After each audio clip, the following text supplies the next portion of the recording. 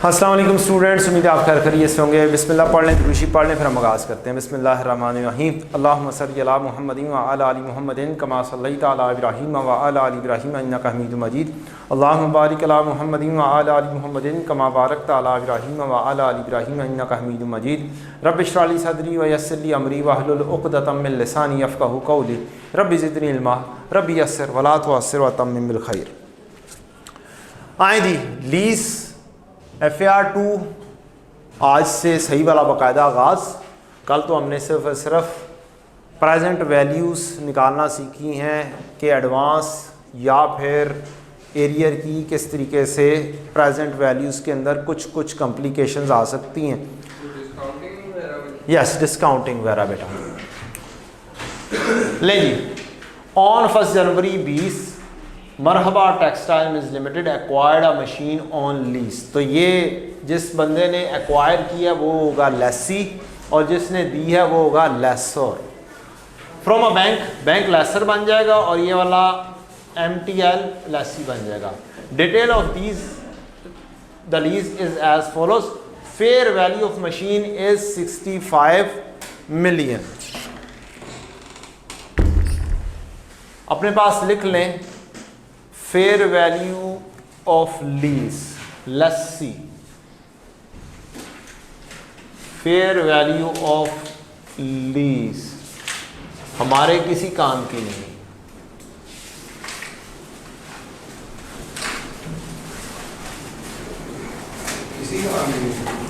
Fair value of lease हमारे किसी काम की नहीं है in for the lessee. Lessee के लिए यूजलेस है। क्या है? Fair value is useless for Lesi.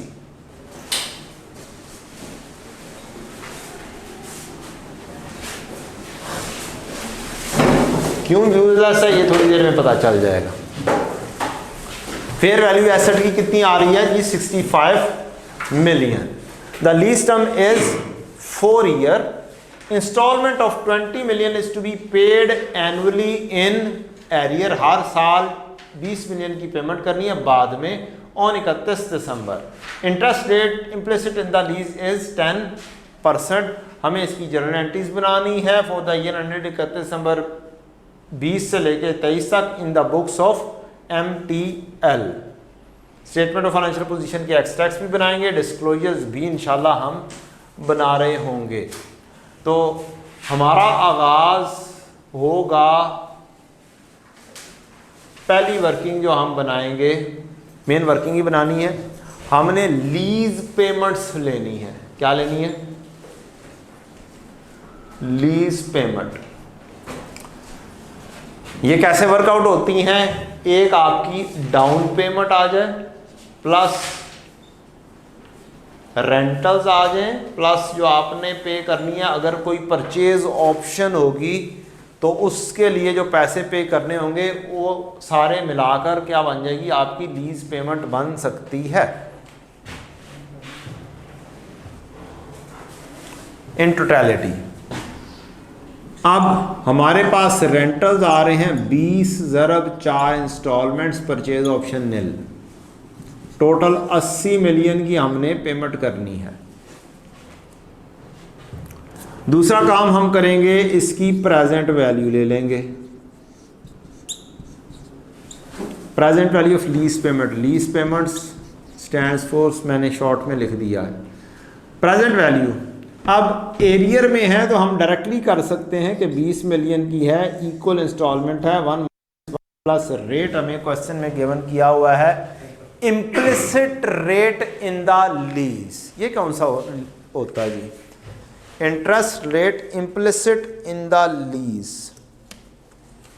ऐसा रेट जो लेसर बनाता है, वर्कआउट करता है, और जो लीज में चार्ज कर रहा होता है उसको बोलते हैं interest rate implicit in the lease. ये लेसर के पॉइंट ऑफ व्यू से कैलकुलेट हुआ होता है 10%। बहरहाल जोन सा भी रेट इसको चार्ज हो रहा है वो हमने क्या करना है? ले लेना है।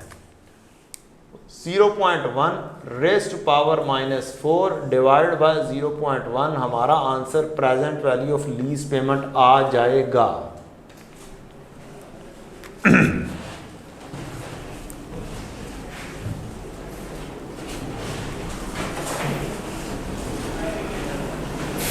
20 की इंस्टॉलमेंट है, 4 इंस्टॉलमेंट्स पे करनी है हमने, 4 सालों की 4 इंस्टॉलमेंट्स, टोटल 80 मिलियन हमारा लीज पेमेंट्स हो गई।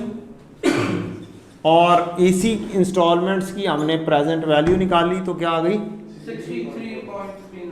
63.39। अब फेयर वैल्यू कितनी है इसकी 65। हमने कितना देना है 63। बस जो हमने देखना हमने वो वाला चीज एक्सेप्ट करनी है।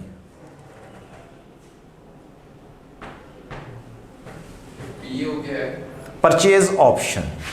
PO stands for purchase option, DP stands for down payment.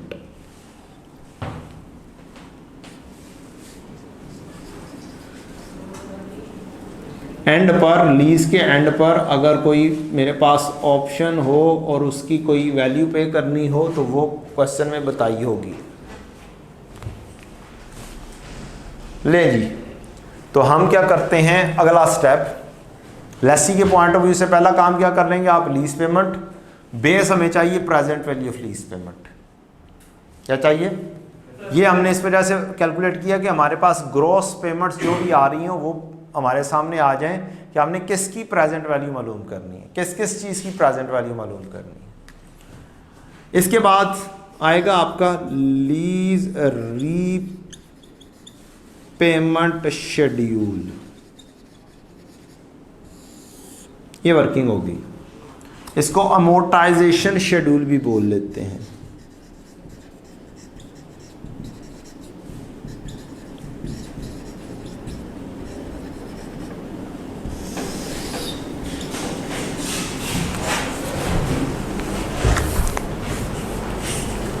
ठीक हो गया जी। अच्छा, अब इसके अंदर कौन कौन से कॉलम बनने हैं वो इंपॉर्टेंट बात है। एक बनेगा डेट का कॉलम, एक बनेगा इंस्टॉलमेंट,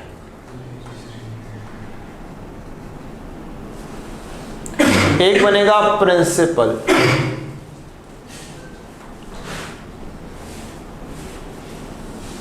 एक बनेगा इंटरेस्ट और एक बनेगा बैलेंस। ये आपकी थ्रू आउट पूरी जो लीज का चैप्टर है उसकी सबसे मेन वर्किंग ये है, इसी से आप कुछ बनना है। मीन स्टार्टिंग पॉइंट चाहे लेसर हो चाहे लेसी हो, दोनों में सबसे क्रूशियल वर्किंग ये वाली है और ये वर्किंग का स्टार्ट इससे है। तो अगर आपकी ये वाली चीज़ गलत होगी तो ये गलत, ये वाली चीज़ गलत होगी तो ये भी सारा गलत बन जाएगा। हाँ, ये गलती कर दी, यहाँ पर गलती कर दी, वो ड्रिल डाउन होकर यहाँ पर आ गई, इससे आगे सारा काम जो भी किया होगा वो ठीक होगा, वो ठीक कंसिडर होगा। मार्क्स ऐसा नहीं, सीए के अंदर ऐसा नहीं है कि मार्क्स सारी वैल्यूज देख के बनाए जाएं।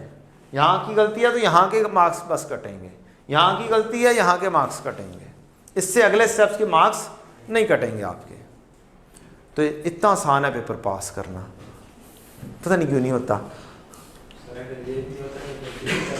जी। हाँ, अगर स्टेप्स के मार्क्स ना होते तो शायद किसी का भी सीए ना होता, क्योंकि हर किसी ने कोई ना कोई गलतियां करनी है, पॉसिबल ही नहीं है गलतियां ना हो। और जितना कॉम्प्लिकेटेड क्वेश्चन बनाकर दे दिया जाता है फिर तो कोई भी पास ना हो। सही बात कर रहे हैं, शायद मैं भी पास ना होऊंगा जाके बैठूंगा तो। ले जी, डेट क्या है जी हमारी, स्टार्टिंग 1 जनवरी 20 से स्टार्ट हो रहा है, तो ये वाली वैल्यू 1 जनवरी 20 की है और ये बैलेंस में आ जाएगी 63.39।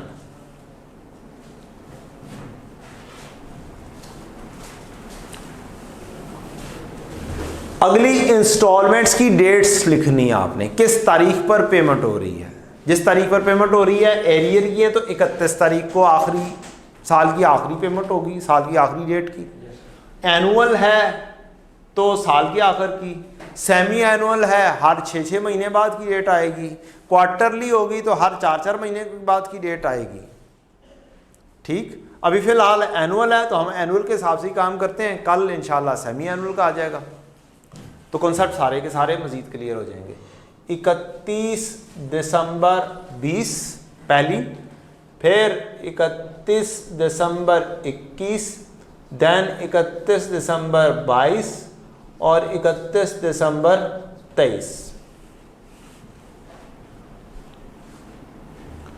इंस्टॉलमेंट हम 20-20 मिलियन की पे कर रहे हैं, 20, 20 एंड 20। ये स्टेप आ गया।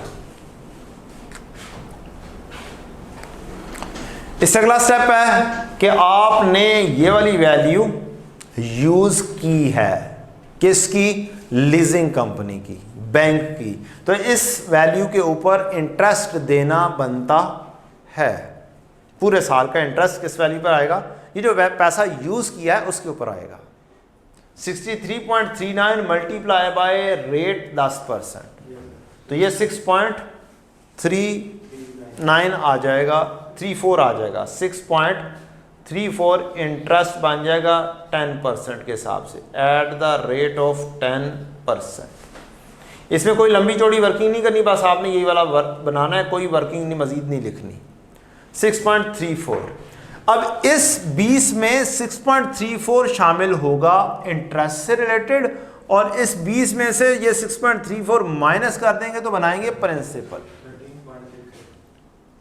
13.66।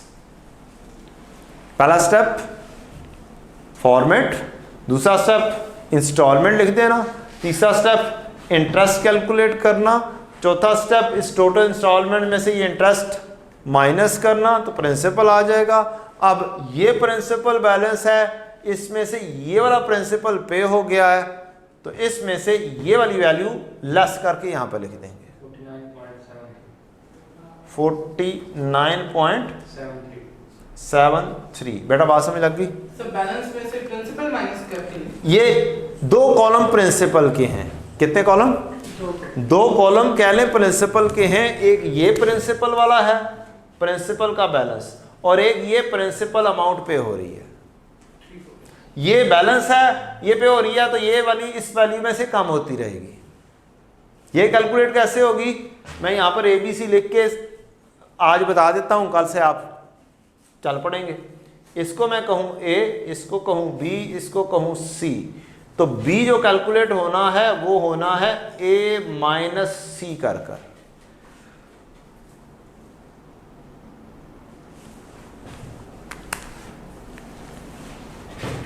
बात समझ लग गई? और ये इंटरेस्ट आपको पता चल गया, ये वाली वैल्यू, इसके ऊपर ये इंटरेस्ट।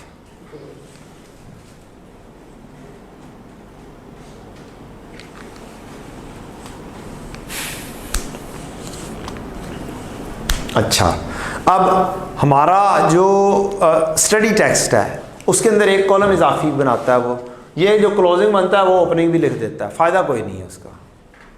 ये क्लोजिंग बना, या आगे ओपनिंग में बना लेता है, फ़ायदा कोई नहीं है उस चीज़ का कि मज़ीद एक कॉलम हम इजाफी बार बार लिखने का भी बनाएं।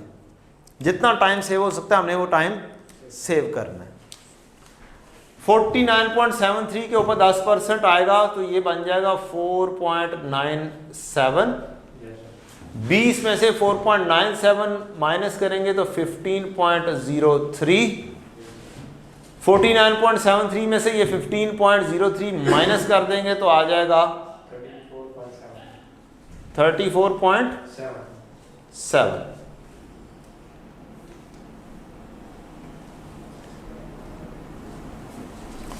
34.70 पे 10% लेंगे तो 3.47। 20 में से 3.47 16.53। 34.7 में से 16.53 लेस कर देंगे सर 18.17। 18.17।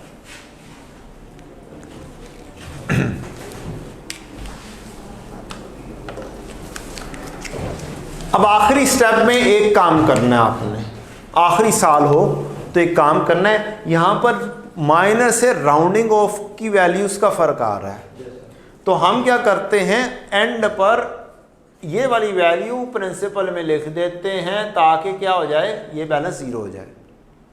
और जो इंटरेस्ट है वो बैलेंसिंग बना देते हैं। 20 में से 18.17 माइनस कर दें तो क्या आ जाएगा,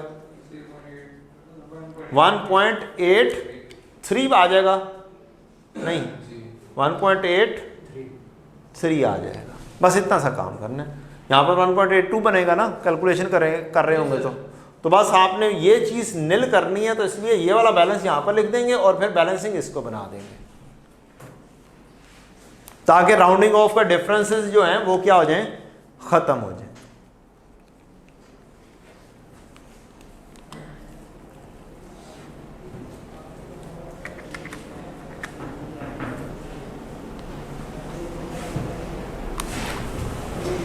just for cross verification, working का पार्ट नहीं है, इसका टोटल लगाएं कितना बनता है, जस्ट फॉर क्रॉस वेरिफिकेशन। ये आज पहले दिन बस क्रॉस वेरिफिकेशन करवा रहा हूँ, बार बार नहीं होगी।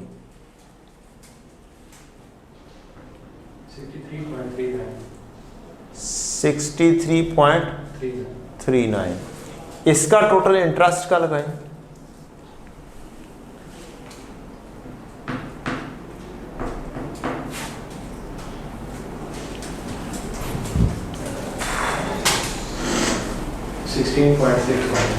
$16.61।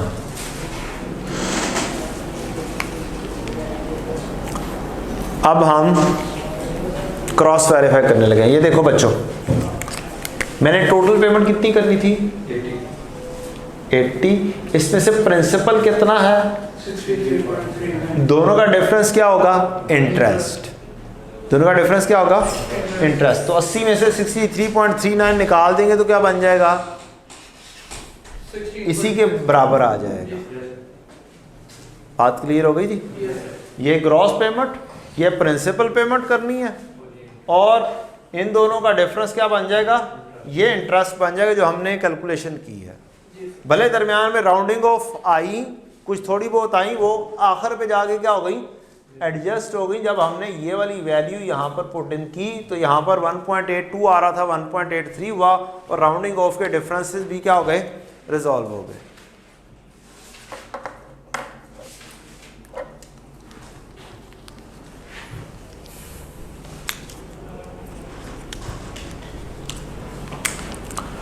लें जी, अब हम जर्नल एंट्री सीखते हैं।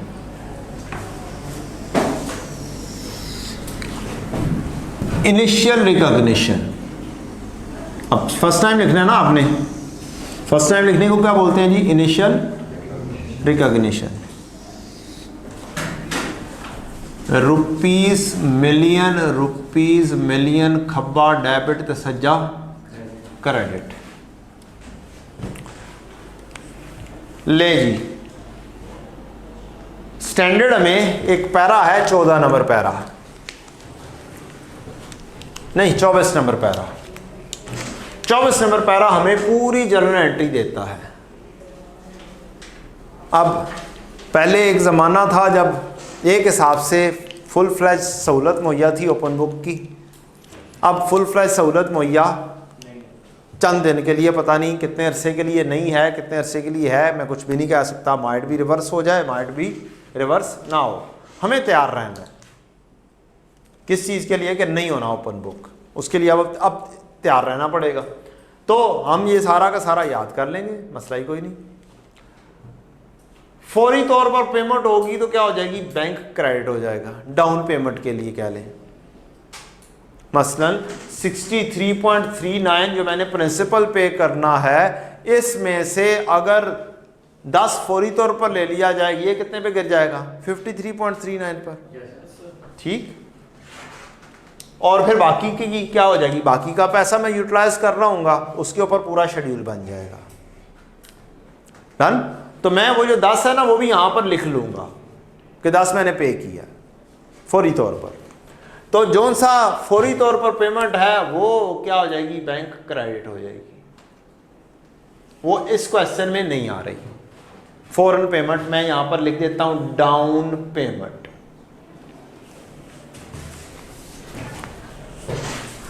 अगली चीज है बैंक या accrual IDC, initial direct cost. एक ये वाला खर्चा होता है जो मैंने बैंक को पे करना है, एक खर्चा होता है कि ये लीजिंग ऑब्टेन करने के लिए मुझे हो सकता है किसी बंदे के पास जाना पड़ा हो, उसकी मिन्नतें करनी पड़ी हो, उसको कहना पड़ा हो यार मैं तुम्हें कमीशन दे दूंगा, मुझे ये क्या चीज़ लेकर दे दो, तुम्हारे अच्छे ताल्लुकात हैं बैंक के अंदर, तुम्हें प्रोसीजर्स का पता है, ये है वो है। एक पॉसिबिलिटी ये भी हो सकता है कि एक बंदा है राब्ता करे आपसे, you are the chartered accountant, firm से राब्ता करे मुझे ये चीज़ चाहिए तो काइंडली आप अरेंज तो करवा दें। वो पूरी फिजिबिलिटी स्टडी ये कर वो कर, बैंकिंग के चक्कर लगा, उनसे डीलिंग करवा के अगर एक बंदा ऐसा काम कर रहा है तो वो कोई चार्जेस लेगा या नहीं लेगा? लेगा अपने चार्जेस। तो लीज ऑब्टेन करने के लिए लिए चार्जेस, तो वो क्या हम उस बंदे को पे नहीं करेंगे, उस बंदे को पे करेंगे, या भी पे कर दें या चंद दिन बाद कर दें। तो या तो वो बैंक के साथ क्रेडिट हो जाएगा या उसका कोई पेएबल आ जाएगा। थर्ड पार्टी है, चार्टर्ड अकाउंटेंट को से आपने पे कर दिया, इसको बोलते हैं इनिशियल डायरेक्ट कॉस्ट। क्या बोलते हैं जी इसको? Initial direct cost. इस क्वेश्चन में वो भी नहीं है, कल को कुछ भी आ सकता है। मैंने ये भी क्या कर दिया, एंट्री पूरी याद करनी है, एंट्री पूरी याद करनी है। ऑब्वियसली कभी भी कुछ भी आ सकता है, उसमें से कोई भी चीज़ आ सकती है। लीज लायबिलिटी जो मैंने लीजिंग कंपनी को पे करनी है। अब इस वक्त लीज लायबिलिटी आ रही है आपकी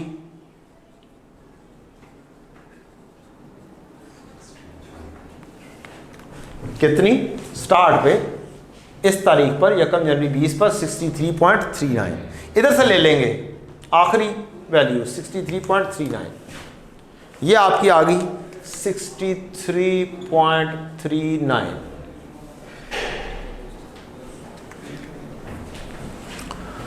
अगली चीज आपने बचपन में पढ़ा हुआ है, प्रोविजन फॉर डिसमेंटलिंग, पढ़ा हुआ है ना?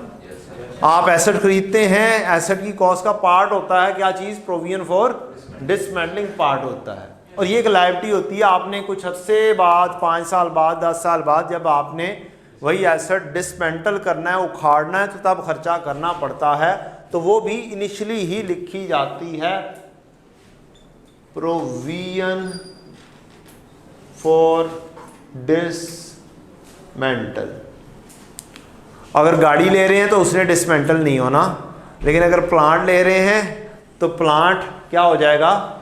डिसमेंटल करना पड़ेगा। इस क्वेश्चन में वो भी नहीं आ रही। इस बैंक की पेमेंट के अंदर ये डाउन पेमेंट की हो गई, ये इनिशियल डायरेक्ट कॉस्ट हो गई, ये लीजिंग कंपनी को देना है, ये प्रोविजन फॉर डिसमेंटलिंग है। अब आप ये बताएं कि एक प्लांट आपने ले लिया, क्या उसकी इनिशियल डायरेक्ट कॉस्ट, बाकी की कॉस्ट, उसके लाने का खर्चा, उसकी इंश्योरेंस इन ट्रांजिट रास्ते का खर्चा, उसका क्या नाम है डायरेक्टली एट्रीब्यूटेबल कॉस्ट, जितनी भी जो आपने IAS 16 में पढ़ी हैं, क्या वो भी खर्चा करना पड़ेगा या नहीं होगा? IAS 16 वाला पुराना याद है, 16 cost determination, non refundable taxes add करने पड़ेंगे। तो वो वाले सारे खर्चे भी यहाँ पर आ सकते हैं। ऐसा देता नहीं है पेपर में, लेकिन पॉसिबिलिटी मौजूद है। ये क्रेडिट करने के बाद आप डेबिट करेंगे वो वाला एसेट जो हमने लिया है,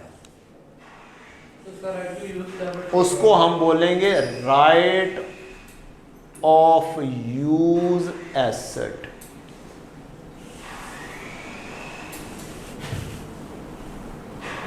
आप बैलेंसिंग बनाएंगे, ये क्या बनाएगा आपका? बैलेंसिंग बनेगा 63.39। लें, कहानी खत्म। ये नोट्स आपने पढ़ने हो, ये स्टडी टेक्स्ट के ही नोट्स हैं, ये 3.1 बुलेट के ऊपर मौजूद है आपके पास। 3.1 ये मैंने खुद लिखा हुआ है फार्मूला, बाकी सारे नोट्स आपके पास भी अवेलेबल हैं।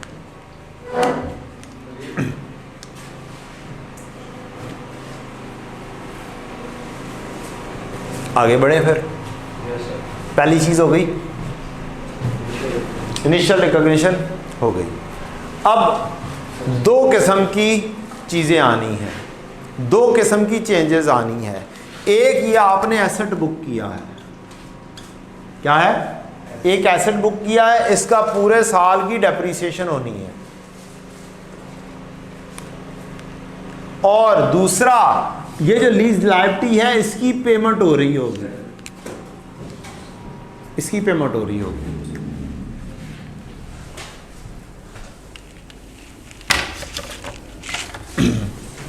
ले जी, अब हमारा स्टैंडर्ड कहता है कि आपने जो बुकिंग करनी है ना वो एक अंदाज से बुकिंग करनी है। मैं थोड़ा सा टी अकाउंट बना के समझाने लगा हूँ आपको, ज़रा आसानी रहती है टी अकाउंट से समझाना। आपने क्या बना लिया है, एक अदद लीज लायबिलिटी का अकाउंट। आपकी पहली एंट्री आ गई यहां पर 1 जनवरी 20 को, yes, right of use asset debit और लीज लायबिलिटी क्रेडिट 63.39। ये वाली लीज लायबिलिटी बस यहां पे आ रही है, बाकी चीजें नहीं।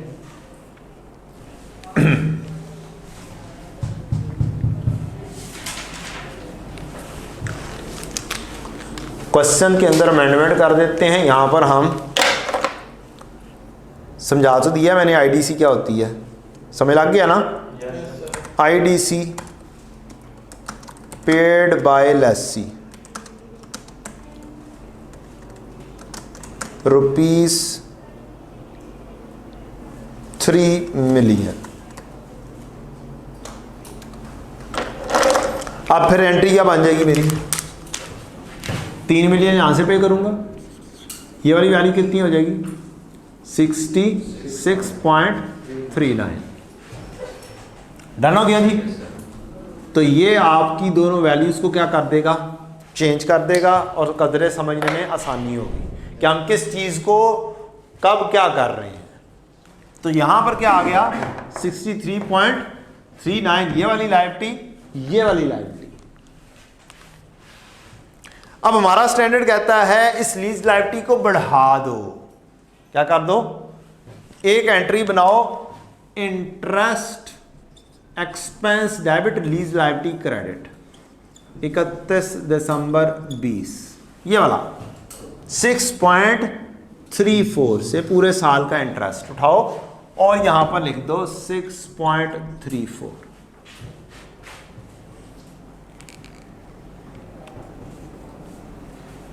Interest expense debit lease liability credit, interest expense debit loan credit, loan के में जम कर दो और फिर पेमेंट जो कर रहे हो ना वो भी इसी में से ही निकाल दो 31 दिसंबर 20।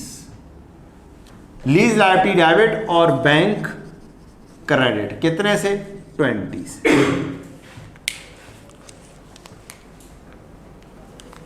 एंट्री समझ लग गई। अब ये क्लोजिंग कितना आ जाएगा इसका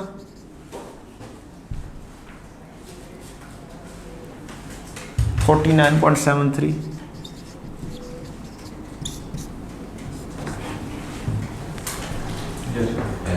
यही आ गया।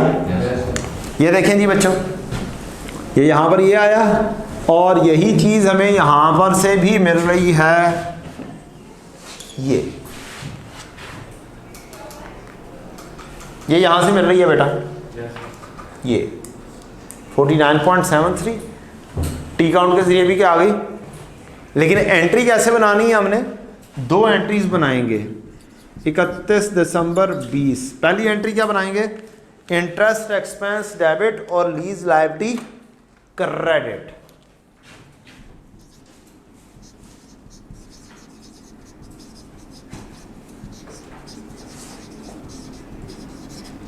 ऐसी पढ़ी है बेटा आपने, ये किसी और तरीके से पढ़ी हुई है, ऐसी पढ़ी है, फिर ठीक है।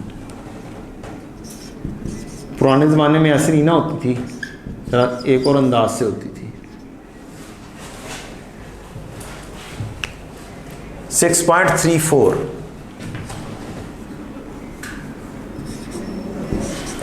मैं भी एक और एंट्री पढ़ाता रहा हूँ एक ज़माने में, तो इसलिए पूछा मैंने। और फिर दूसरी एंट्री भी 31 दिसंबर 20 पर हो रही है, लीज लायबिलिटी डेबिट और बैंक क्रेडिट, ये रेंटल से पे हो जाएगी। ये आपकी दो एंट्रीज आ गई लीज लायबिलिटी से रिलेटेड।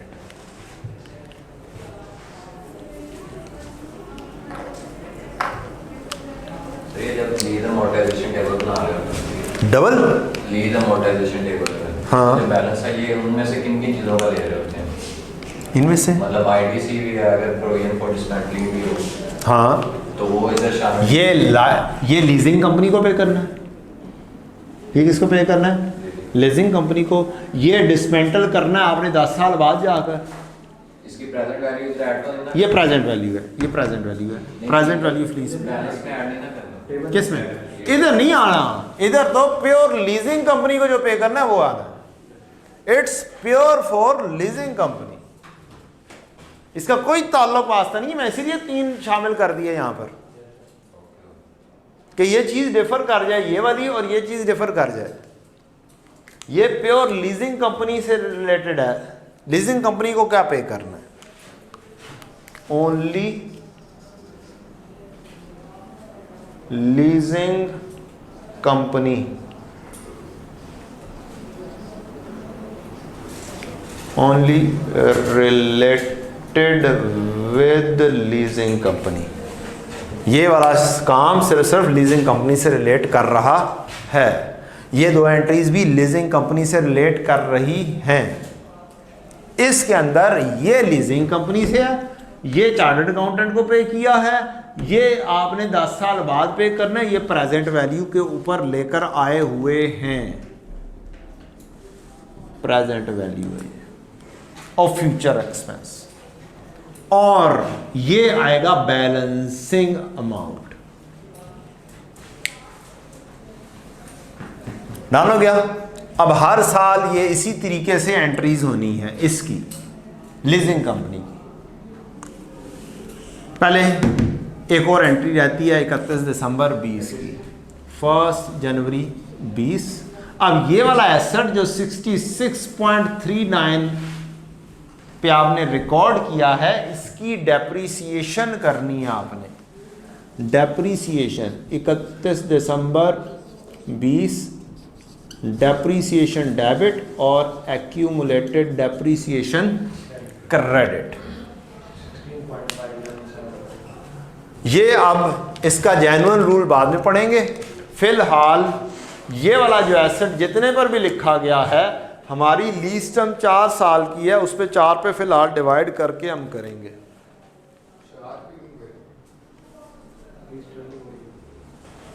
हाँ, अब क्वेश्चन है 4 पे क्यों करेंगे? लिखें ये क्वेश्चन के अंदर सिर्फ लीज टर्म दिया गया है, कोई यूजफुल लाइफ नहीं दी गई है। क्वेश्चन में सिर्फ लीज टर्म दिया गया है, कोई यूजफुल लाइफ की कहानी नहीं है। लिहाजा लीज टर्म ही यूजफुल लाइफ है।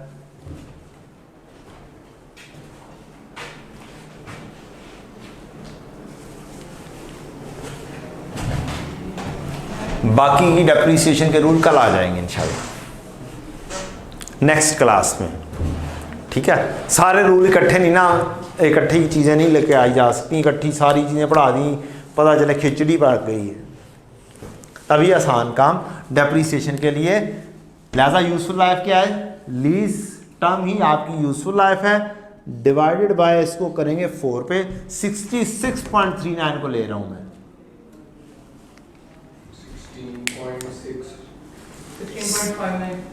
16.59 लड़ना नहीं है, हम आपकी बात मानते हैं। वो बच्चे ऐसे राउंड ऑफ किए जा रहे हैं, हमें मैं आपकी बात मानी है।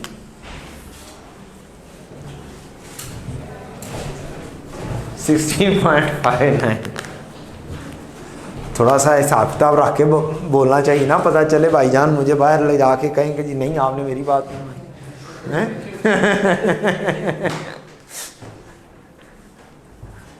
कभी उसकी मान ली, कभी आपकी मान ली, इसी तरह से क्लास में चलना है ना। 16.59 क्या आ जाएगी आपकी, डेप्रीसिएशन आ जाएगी। तो ये आपका पहला साल क्या हो गया, मुकम्मल हो गया with respect to your journal entries. अब अगले साल बस एंट्रीज ने क्या होना है, रिपीट होना है। 1 2 3 1 2 3 1 2 3 ये वाली एंट्रीज रिपीट होंगी और कुछ भी नहीं होना। मैं 1 साल की एंट्री करूंगा जंप इन करके, अगले साल की नहीं करता। मुझे अगर क्वेश्चन पेपर में आ गया कि जर्नल एंट्रीज करो कौन से साल की, 2022 की, तो फिर मैं कैसे करूंगा, मैं यहां से ये वाली एंट्रीज बस पिक करूंगा। मेरी ये 2 एंट्रीज आ रही हैं। पहली एंट्री क्या होगी, इंटरेस्ट एक्सपेंस डेबिट और लीज लायबिलिटी क्रेडिट 3.47 और लीज लायबिलिटी डेबिट और बैंक क्रेडिट 20। मेरा ओपनिंग कितना आ रहा होगा, 34.7।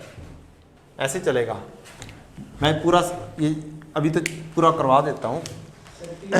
ये टी काउंट बनाने की जरूरत नहीं है, ये सब समझाने के लिए है, नॉट नीडेड। टी काउंट आज सिर्फ बना रहा हूँ समझाने के लिए, कल नहीं बनाऊंगा, कुछ भी नहीं बनाऊंगा। जर्नल एंट्री किससे होनी है, इससे। लेजर अगर बनना है तो किससे, इससे। नोट बनना है तो कहां से, इससे। हर चीज किससे बननी है, इसी से ही बननी है। डन। तो अभी फिलहाल लीज लायबिलिटी का पूरा लेजर बनाते हैं, 4 सालों का बनाते हैं, ताकि क्या हो जाए, चीजें याद हो जाएंगी। BD 49.73, एक एंट्री आएगी 31 दिसंबर 21 पर, इंटरेस्ट एक्सपेंस डेबिट और लीज लायबिलिटी क्रेडिट। अब दूसरा साल 4.97 और दूसरी एंट्री होगी 31 दिसंबर 21 पर, लीज लायबिलिटी डेबिट और बैंक क्रेडिट 20 से। और क्या आ जाएगा आपका, एक अदद क्लोजिंग CD आ जाएगा जो कि मैच करेगा इससे 34.70 से।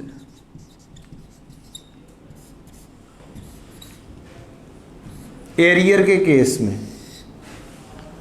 किस केस में, लिख लें, एरियर के केस में ये सारा कुछ हो रहा है, मैच कर रहा होगा। एडवांस के केस में मैच नहीं करेगा, वो कल करेंगे, देखेंगे, परसों करेंगे, जब आएगा तब एम्फेसिस कर दूंगा। यहां पर साथ लिख लें, लीज लायबिलिटी एरियर के केस के अंदर है।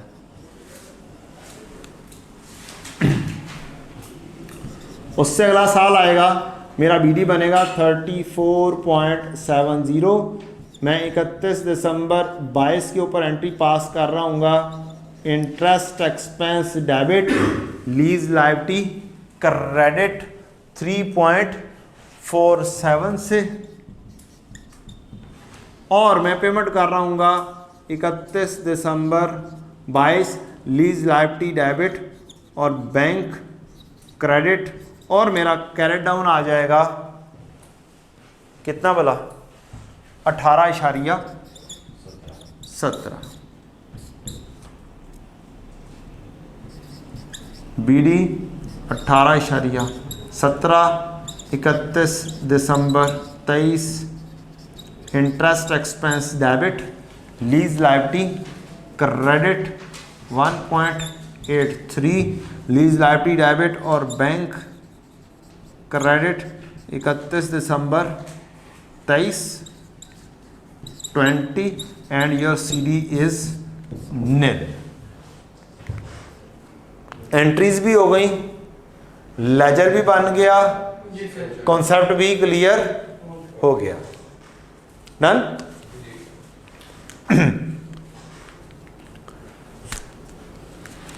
सर ये हम लेसी के पॉइंट ऑफ व्यू से वो सारा लेसी के, मैंने यहाँ पे लिखा हुआ है लेसी के पॉइंट ऑफ व्यू से काम शुरू किया। लेसर की कहानी बाद में आएगी, पहले लेसी के साथ ज़रा सा हाथों कर लेंगे, ज़रा सीधा कर लेंगे, फिर लेसर की बारी आएगी। फिर मुश्किल है लेसर, थोड़ा सा इससे हल्का सा मुश्किल है, तो वर्किंग वही आनी है उस पर भी।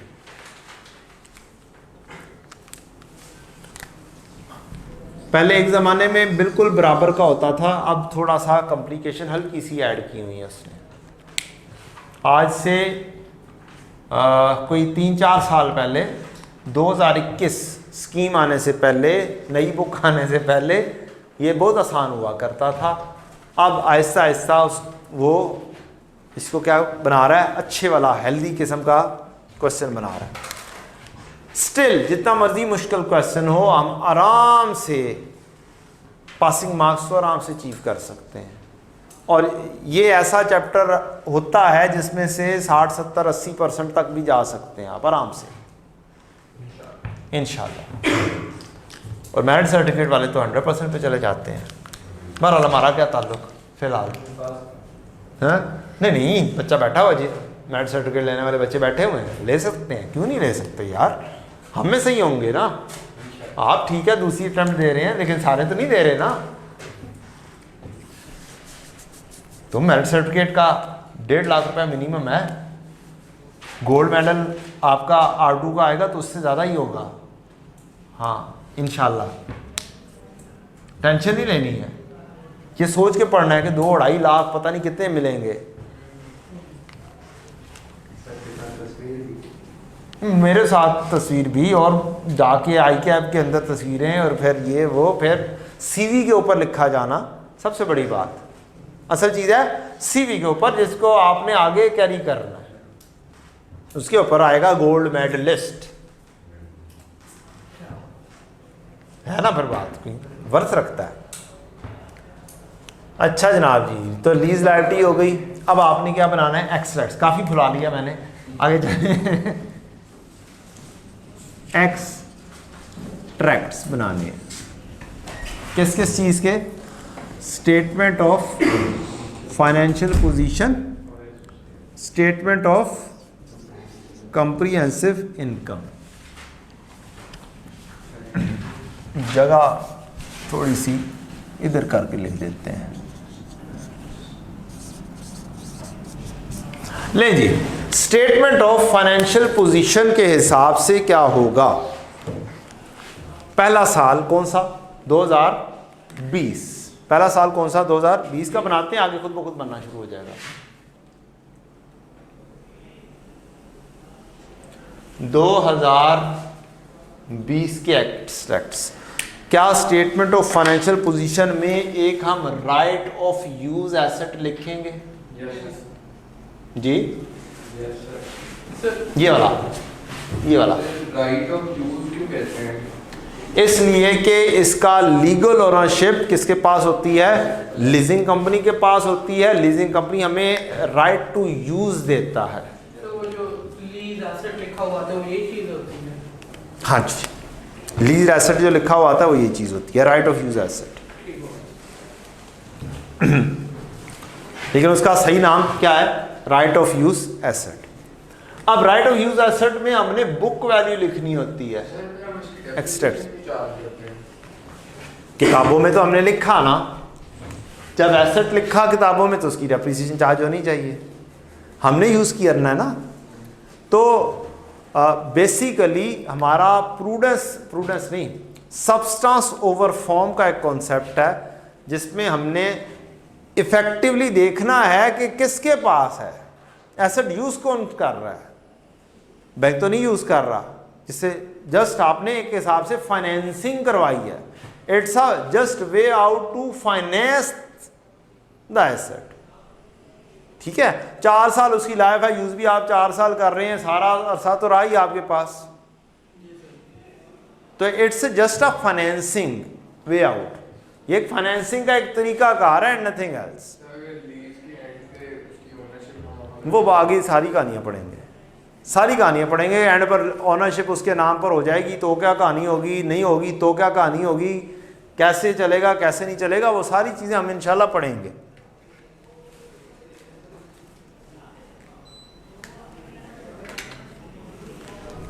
अभी तो बिल्कुल बेसिक है। एक हमारे पास ये है, इसका नोट जाना है, एक्सट्रैक्ट्स में जानी है ये चीज, राइट ऑफ यूज एसेट। ये वाला 66.39 पे बुक किया था, इसकी एक डेप्रीसिएशन एक्यूमुलेटेड डेप्रीसिएशन ये 16.59 हो रही है, तो हम क्या करेंगे इस 66.39 में से 16.59 लेस कर देंगे तो हमारी बुक वैल्यू आ जाएगी। क्या आ जाएगी जी? 49.8। अगला साल आएगा 2021 आएगा तो एक मजीद कम हो जाएगी डेप्रीसिएशन, ऐसे ही है क्या? नहीं, इस 49.8 पिछले साल की बुक वैल्यू में से 16.59 की एक और एंट्री लेस हो चुकी होगी,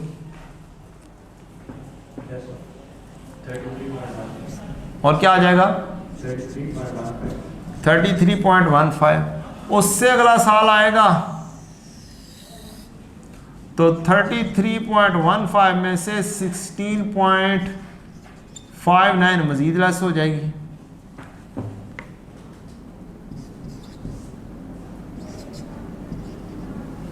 क्या आंसर आया? 16.59 या 16 समथिंग और 56 आया, तो एंड पर 0 आ जाएगी।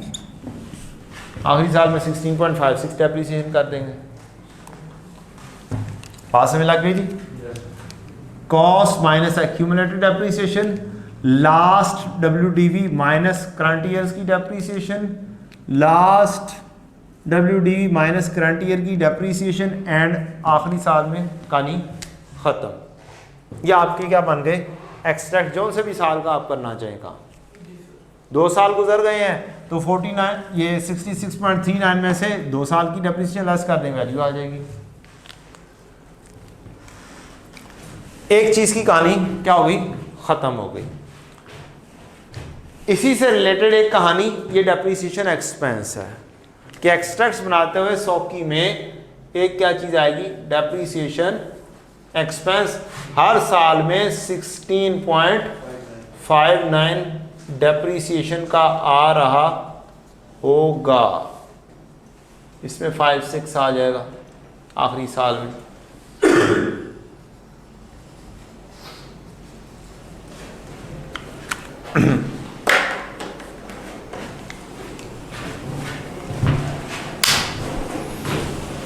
अब बारी लेकर आते हैं किस चीज की?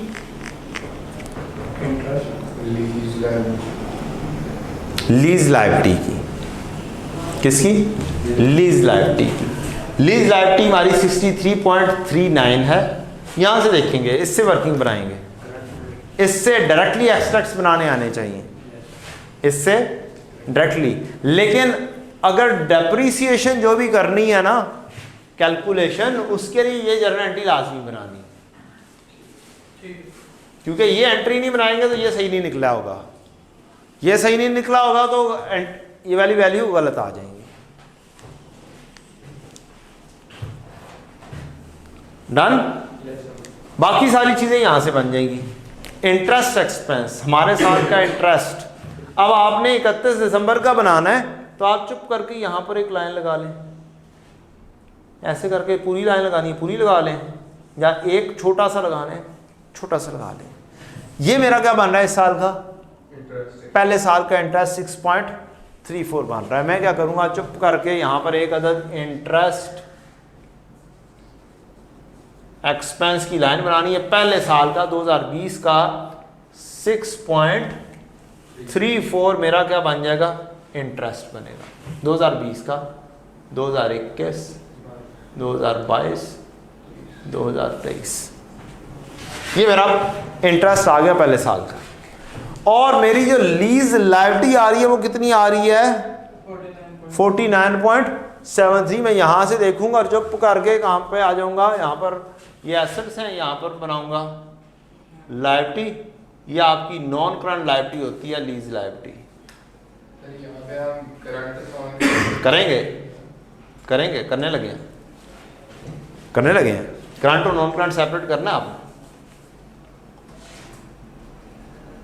लायबिलिटी, नॉन करंट लायबिलिटी, उसके अंदर लीज लायबिलिटी, और एक इसका हिस्सा बनाएंगे करंट लायबिलिटी, और उसके अंदर एक आएगा लीज लायबिलिटी। अब बड़ा आसान सा तरीका है, क्या है? बड़ा ही आसान सा तरीका है। अगले साल दो तरीके हैं इसमें। एक तरीका है कि अगर आपकी एनुअल इंस्टॉलमेंट्स आ रही हैं, क्या आ रही हैं? एनुअल इंस्टॉलमेंट्स आ रही हैं, तो आप क्या करें, ये आपने टोटल बनाना है 49.73, ये आपने टोटल बनाना है जो कि टोटल लायबिलिटी बन रही है। इसको दो हिस्सों में क्या करना है? तोड़ना है, करंट और नॉन करंट। अगर तो है आपकी एनुअल इंस्टॉलमेंट, तो ये अगले साल में पे होनी है प्रिंसिपल। ये अगले साल वाली जो प्रिंसिपल है, ये क्या होगी? आपकी करंट लायबिलिटी 15.03। आप ये ले ला के यहाँ पे लिख देंगे 15.03 अगर एनुअल इंस्टॉलमेंट्स हैं। और अगले साल के एंड पर ये वाली जो लायबिलिटी है, ये आपकी हो जाएगी non current liability. Total liability कितनी? 49.73। इसके दो हिस्से, एक वो जो अगले साल में पे होना है, एक की वो जो उनसे अगले सालों में पे होना है। जी सर। तो ये टोटल लायबिलिटी, ये करंट, ये नॉन करंट पहले साल के एंड का, ये वाली इसका हिस्सा दो हिस्से करने हैं आपने। 49.73 में से, या दूसरा तरीका कह रहा है टोटल 49.73 में से ये लेस कर दो, या 49 में से ये लेस कर दो। एक चीज़ आप कर सकते हैं। तो लीज लायबिलिटी आपकी आ गई यहाँ पर 34.7। अब इन दोनों का टोटल करें, इन दोनों का टोटल लगाएं, चेक करें कितना बनता है।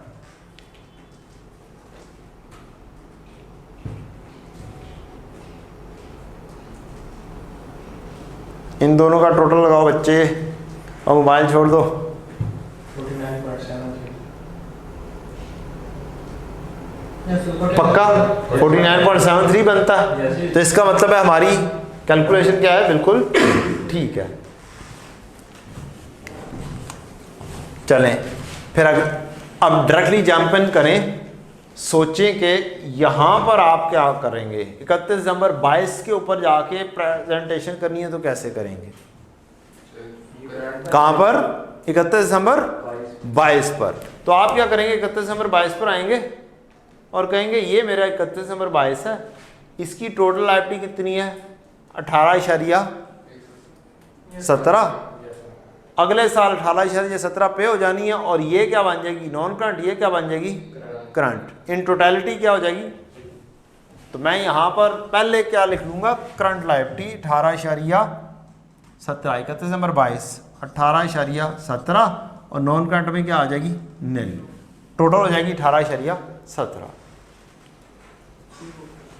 डन हो गया जी? अब मेरा ख्याल है समझ लग गई है। 31 दिसंबर 21 पर ये टोटल लायबिलिटी है। अगले सालों में जो पे करनी है 18.17, और अगले साल में जो पे करनी है 16.53। तो करंट लायबिलिटी क्या बन जाएगी? 16.53, और नॉन करंट जो अगले सालों में पे करनी है 18.17। टोटल कर देखेंगे तो दोनों को टोटल करेंगे तो हमारी 34.7 ही बन रही है।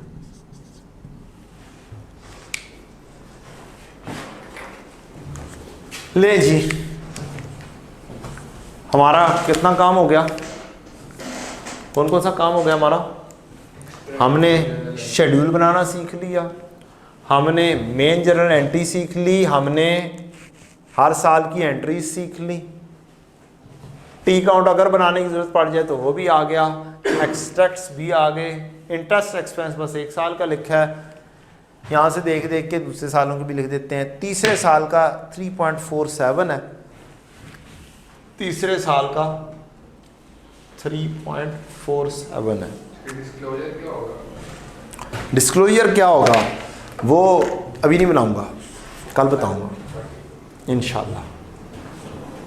वो ऐसे बच्चों वाला डिस्क्लोजर है कि आपने क्या क्या कुछ डिस्क्लोज करना है, वो आपको मैं पढ़ा दूंगा क्या क्या कुछ डिस्क्लोज करना है, फिर साथ ही आपको वो बनवा भी दूंगा।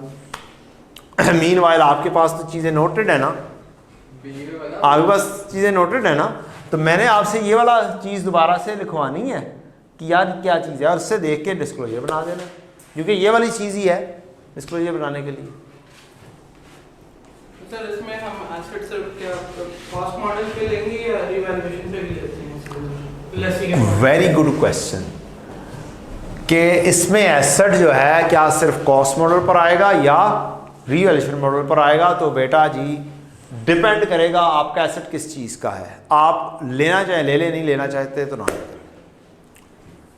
ठीक, इसके ऊपर डिस्कशन कल होनी थी, हमने आज ही छेड़ दी है, तो अब आज ही सही थोड़ी सी डिस्कशन कर देता हूँ। डिटेल डिस्कशन क्या होगी कल ही होगी।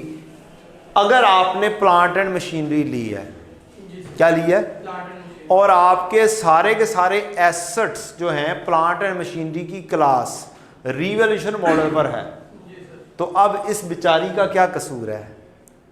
इसको भी आप क्या कर सकते हैं, रिवैल्यूएशन मॉडल पर लेकर जा सकते हैं, लेकर जा सकते हैं।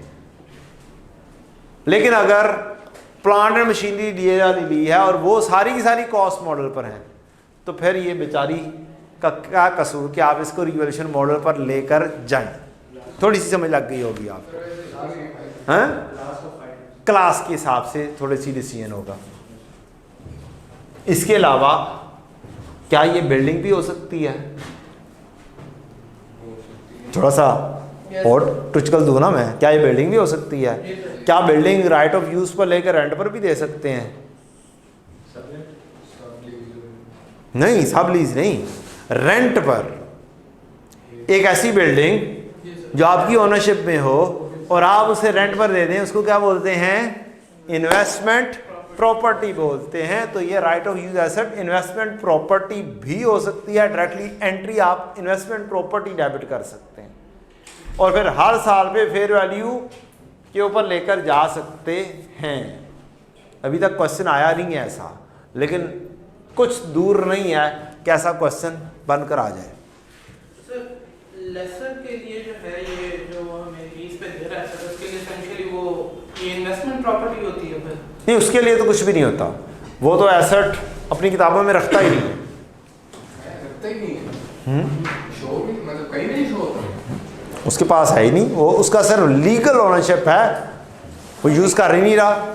सब्सटेंस ओवर फॉर्म के तहत जैसे हम लिख रहे हैं, यूज़ हम कर रहे हैं, हम लिख रहे हैं, वो बैंक ने कैसे, वो प्लांट बैंक ने थोड़ी लगा लेना है। अदरवाइज तो बैंक वाले के पास पता नहीं कितने ढेर सारे एसेट्स हो जाएंगे लिखने के लिए। नहीं, टैक्स भी पढ़ाऊंगा। टैक्स के अंदर क्या होता है, उसके अंदर भी कहानी इनकी आएगी इंशाल्लाह। IAS 12 के अंदर देखेंगे क्या कहानी है। ठीक है जी, थैंक यू जी, आज के लिए इतना ही। कल इंशाल्लाह देखेंगे इसका डिस्क्लोजर। अस्सलाम वालेकुम। होती आपसे नहीं होती? चेक करें, 11 और 13 हो रही है। एग्जाम्पल नंबर 11 मुल्तान के नाम से है शायद, और 13 भी शायद मुल्तान के नाम से है।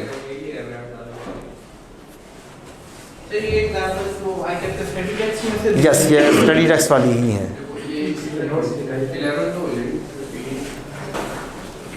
11 और 13 क्या कोई एक्सट्रैक्ट्स वगैरह की तो नहीं है? एक्सट्रैक्ट्स तक का तो है, डिस्क्लोजर तो नहीं है। 13 में शायद हो।